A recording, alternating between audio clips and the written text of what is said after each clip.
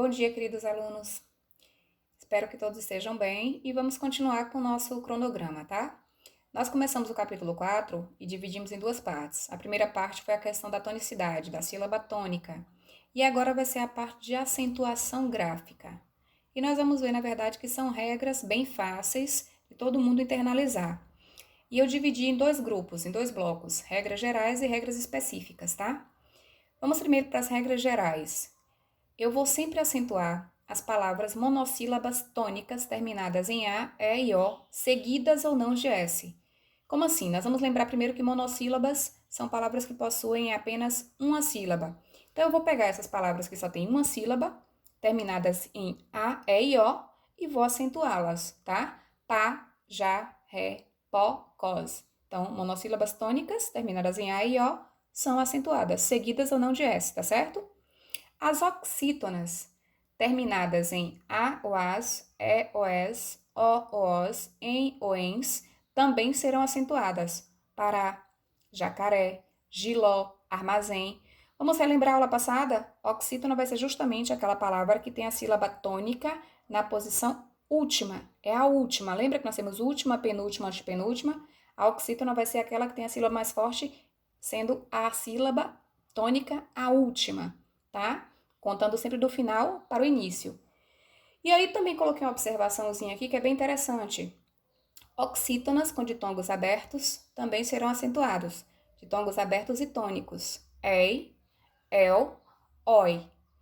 Exemplo, troféu e herói. Por que eu fiz questão de relembrar essa questão dos ditongos abertos em palavras oxítonas? Porque depois da reforma ortográfica, os ditongos abertos em posição paroxítona foram extintos. Não tem mais acento, tá? Eles não existem mais acento. Nós não acentuamos palavras como ideia, assembleia. Aboliu-se o acento depois da reforma ortográfica. Nós vamos acentuar esses ditongos abertos só quando eles estiverem em palavras que são oxítonas, certo? E aí vocês vão me perguntar, professor, e quando é que eu vou, então, na verdade, acentuar palavras paroxítonas? Bem simples. Eu vou acentuar paroxítonas que são terminadas em i ou is, u ou us, an ou ans, ou uns, tá? Exemplos aqui, ó, júri, bônus, órfã, sótão, fórum. São todas paroxítonas.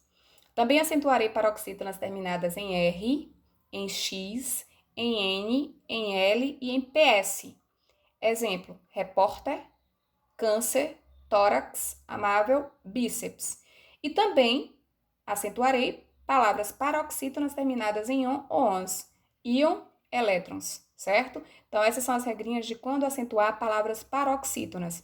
Eu não coloquei as proparoxítonas porque nós vimos na aula passada que toda palavra proparoxítona é acentuada. Então, não precisa de uma regra específica, tá? Agora, as regras especiais, elas exigem um pouquinho mais de atenção. Observem bem. Primeira coisa que nós vamos analisar são palavras que possuem hiato.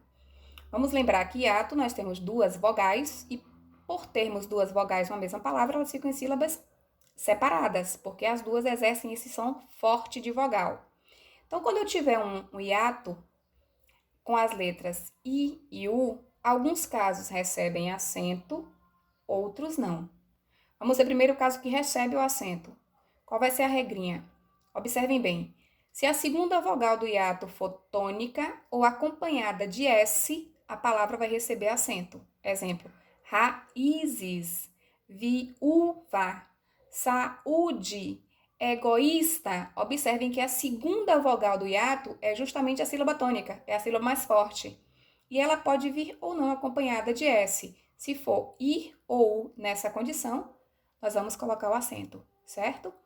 Agora, se as letras I e U estiverem seguidas das letras NH, não vai receber acento. Nós não colocaremos um acento. Exemplo, rainha, unha e moinho, tá? Cuidado porque é uma pegadinha, mas é fácil de vocês lembrarem. Outro caso, acento diferencial. Por que acento diferencial? Olha o exemplo que eu coloquei agora. Eu tenho ele tem e eles têm. O primeiro exemplo não foi acentuado. Por quê? Porque o verbo está no singular. Já no segundo caso, a forma que a gramática encontrou de diferenciar o singular do plural foi justamente acentuando o verbo. Então, ele tem está no singular, eles têm está no plural e recebeu acento justamente para indicar essa questão da pluralidade, certo? E aí nós vamos chamar de acento diferencial, que o que vai diferenciar o singular do plural é justamente o acento. O terceiro caso das regrinhas especiais são os verbos que são seguidos de pronomes oblíquos. E assim, existem casos que nós vamos colocar o acento e existem casos que nós não vamos colocar. O mais fácil de vocês lembrarem é que as regras são as mesmas que nós falamos agora, em relação às oxítonas, às paroxítonas e às proparoxítonas. Mas observem bem o exemplo aqui, ó, que eu coloquei. Vigiá-lo. Eu coloquei um acento no verbo, por quê? Porque o verbo, na verdade, é uma palavra oxítona terminada em A. E nós vimos que oxítonas terminadas em A são acentuadas, tá? Incluí-lo. Por que tem acento? Porque é um hiato. Hiato onde o I ou U exercem, na verdade, esse som de sílaba tônica. Então, eu vou acentuar também, como eu falei anteriormente. Já induzi-lo não tem acento. E por que não tem acento? Porque é uma oxítona terminada em I. E por isso, a gente não vai acentuar, certo? Não é complicado, é fácil. Treinando, basicamente, dá para internalizar todas as regrinhas, certo?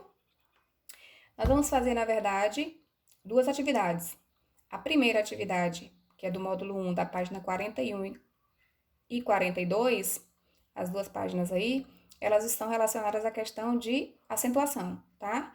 Já a atividade da página 43 à página 46 é uma atividade de revisão, que vai abordar todos os assuntos que nós vimos no módulo 1. Eu quero que vocês também a façam, tá? Um beijo, um abraço, bom estudo e lembrem-se de sempre estudar, de ler, de focar, porque estamos distantes só pela questão logística. Em pensamento e em coração, estaremos sempre juntos, tá? Um beijo!